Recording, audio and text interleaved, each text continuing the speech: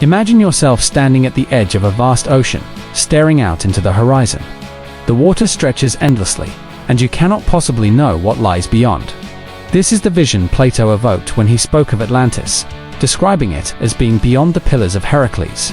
The original ancient Greek text reads, Xi omega tau, nu rho alpha kappa, lambda, epsilon y, omega nu sigma tau, eta lambda nu, which translates literally as, outside the pillars of Heracles.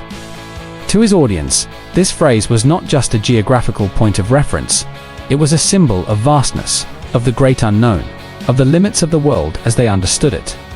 In mythology, Hercules himself is said to have created the pillars, separating the Mediterranean Sea from the Atlantic Ocean. To Plato and his contemporaries, this was the edge of the known world. Everything west of the pillars was mysterious, unreachable, and incomprehensible.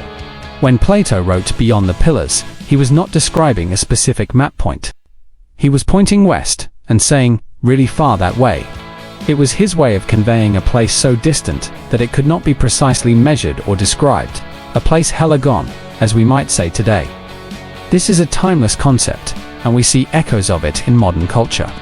In Game of Thrones, the phrase beyond the wall evokes a similar idea, a boundary where civilization ends and the unknown begins.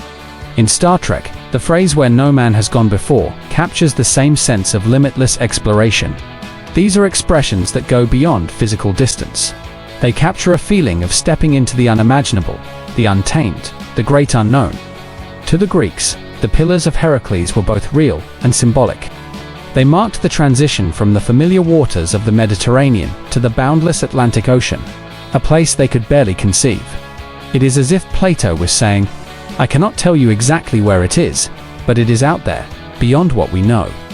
It is similar to Dorothy's journey over the rainbow in The Wizard of Oz, or Peter Pan's flight off to Neverland. These stories do not describe precise places, but rather use them as metaphors for stepping into something greater than comprehension. Plato's description of Atlantis carries that same weight. He did not need to explain exactly what was out there. He only needed to convey the idea of distance and mystery. The phrase beyond the pillars was shorthand for a place, so far removed from the known world that it might as well exist in legend. It was not about giving coordinates, it was about creating a sense of awe. This sense of vastness is something we continue to explore today. The movie Into the Wild comes to mind, as it captures the spirit of venturing beyond the boundaries of what is familiar, of embracing the unknown. Like Plato's Atlantis, it is about more than geography. It is about stepping into a realm where imagination and reality blur, where distances cannot be calculated, but are instead felt. Plato's phrase, beyond the pillars of Heracles, was his way of saying, it is out there, farther than you can imagine. He did not need to know what was beyond, he only needed to convey the enormity of the idea.